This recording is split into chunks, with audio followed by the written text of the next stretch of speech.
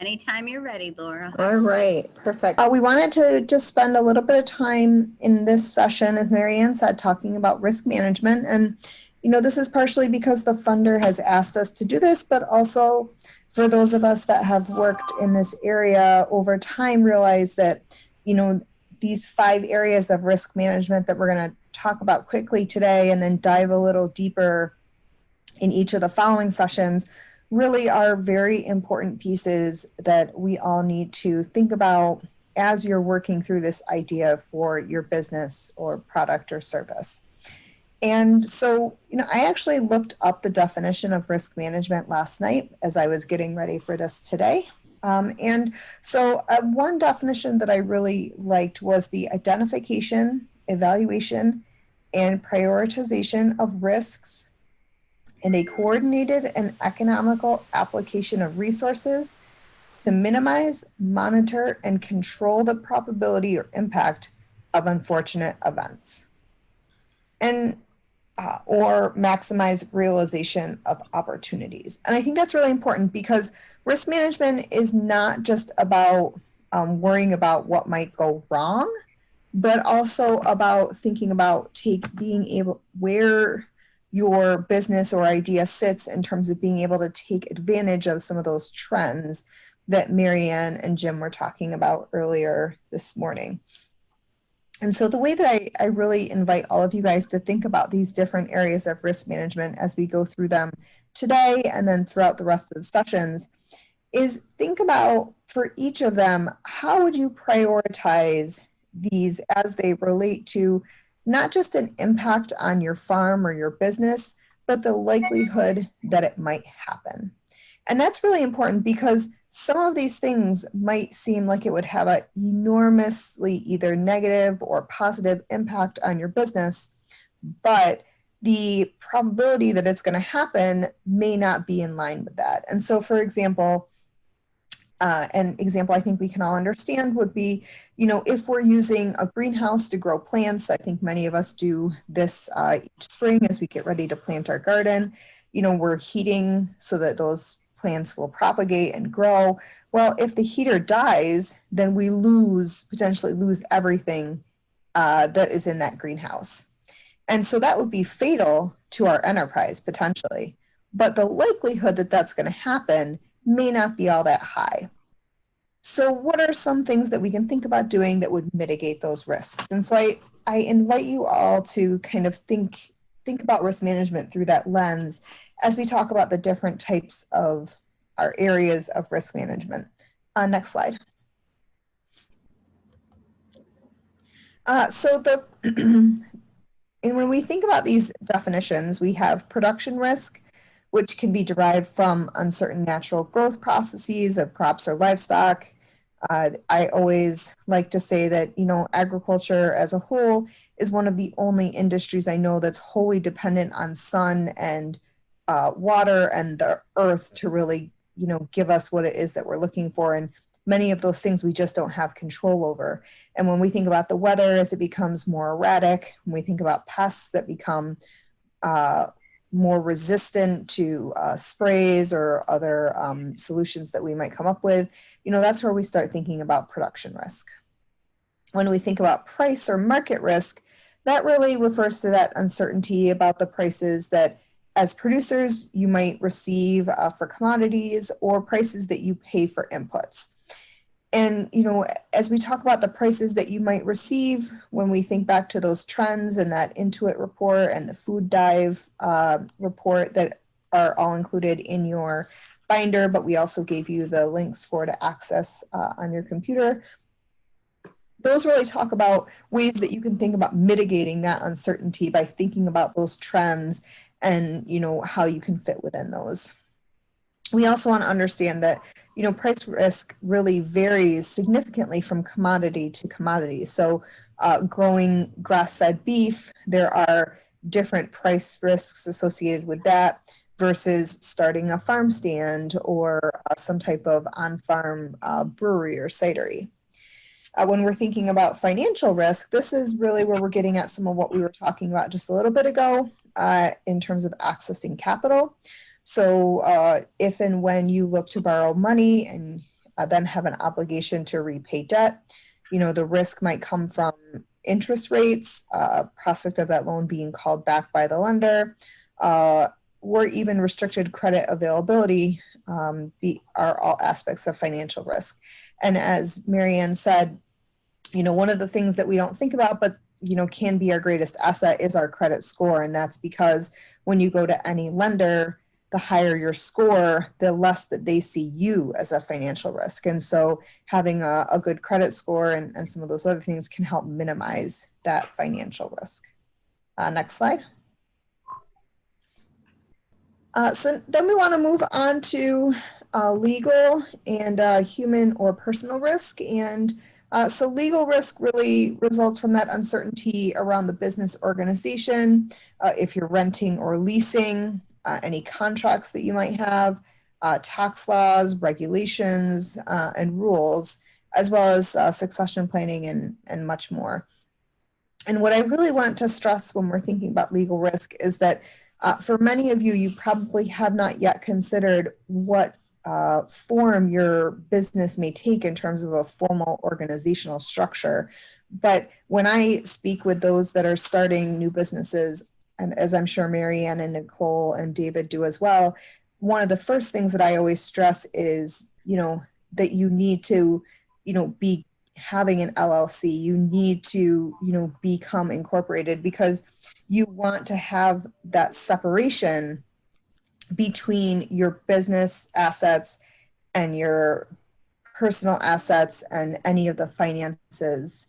You don't want to be intermingling. It just makes things a whole lot easier and creates a whole lot less stress for you. So, you know, that's one of the very first things that I personally talk to people about, especially when you're thinking about starting that business, because we know that agriculture and any of the types of enterprises that you all are thinking about are very capital intensive. And so, you know, you want to be protecting yourself and all of those assets, as well as, you know, unfortunately becoming a little bit of a lawyer in yourself to understand what are the tax laws, what are the regulations for your type of business. As Jim mentioned, you know, his family has an on-farm brewery or cidery. And, you know, there are so many rules and regulations and laws attached with that you don't ever want to, you know, step over the line in the wrong way. And so having an understanding or having someone that you can lean on for that piece is super, super important so that you can get yourself set up right from the beginning. And then finally, that human or personal risk refers to factors such as problems with human health or personal relationships that can affect the farm business.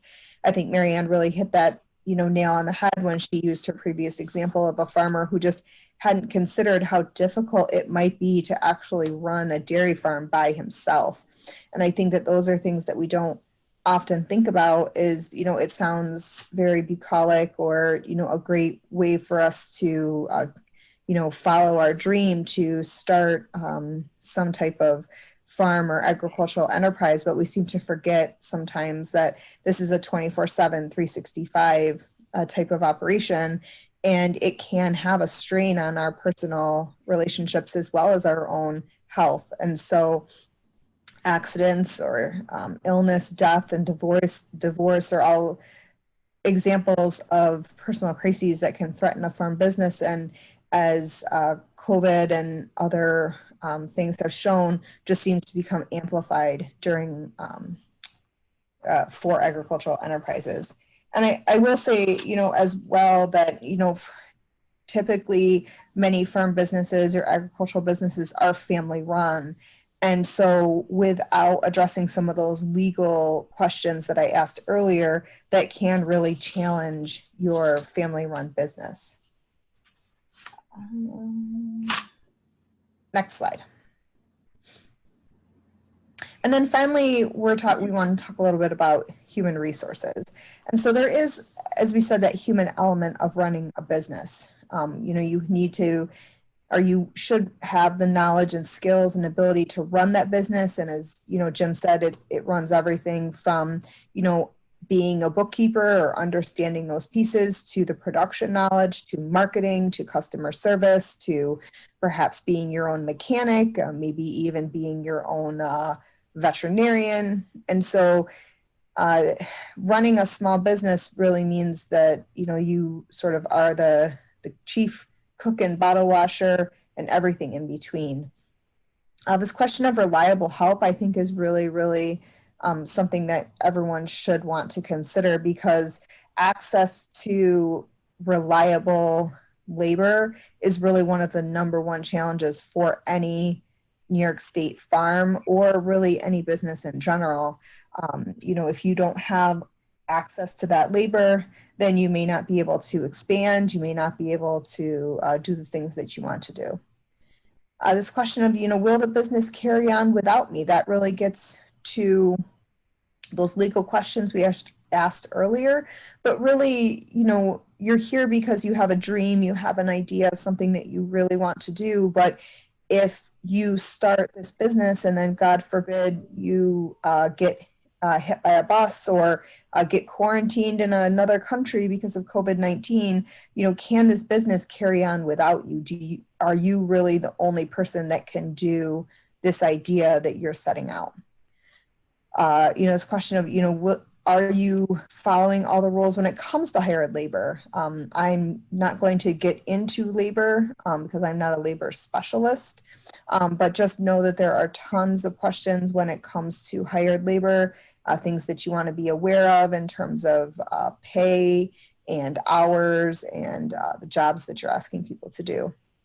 And then finally, this last question, which I really think is the most important, you know, are you being realistic with yourself on how much time you can spend running a new business? And so, you know, because typically people that are taking this class, you know, you don't have the luxury of being able to quit your job so that you can, you know, start from scratch and spend all of your time on running this new business. So one of the things that we challenge you on is to really think about how much time do you have to dedicate to this business venture on a daily or on a weekly basis. And then think about the flip side of how much time do you really think it's going to take to get the business up and running and be able to do all the things that are going to happen. And so one way that I think is a way to think about that is to really think about doing maybe a time study in terms of, you know, think about all the things that would need to happen on a daily basis for this business to operate, and try to assign some type of time value to that. And then start thinking about all of the unallocated time that you might have that you could give towards that job or towards that business. I don't want to say free time, because obviously it's not free time necessarily, but really thinking about, you know, what time do you have available to yourself in the midst of everything else that you may have on your plate, whether that's a 9-to-5 work job, whether that's family commitments, whether that's, you know, other things that you have going on. And from there, you can really start to see, you know, are you being realistic with how much time it might take to spend running that new business while you also have all the other commitments that you currently have. And with that, I think I'm going to turn it over to Marianne to talk about a case study. Thank you, Laura. That was really great, very complete.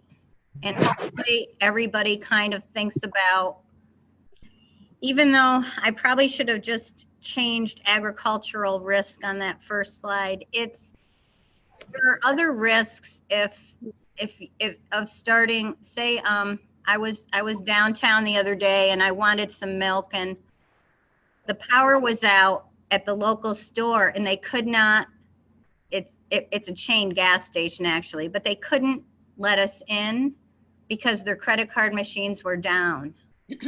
So just something like that, like if you're depending on production risk, could even be something like taking credit cards, or you know, just something simple that you might, and the weather risk, if you have a wedding venue and you don't have a place for people to escape bad weather, you know, these risks and risk management, even though we concentrate on them in agriculture, all the risk can apply to any of your businesses.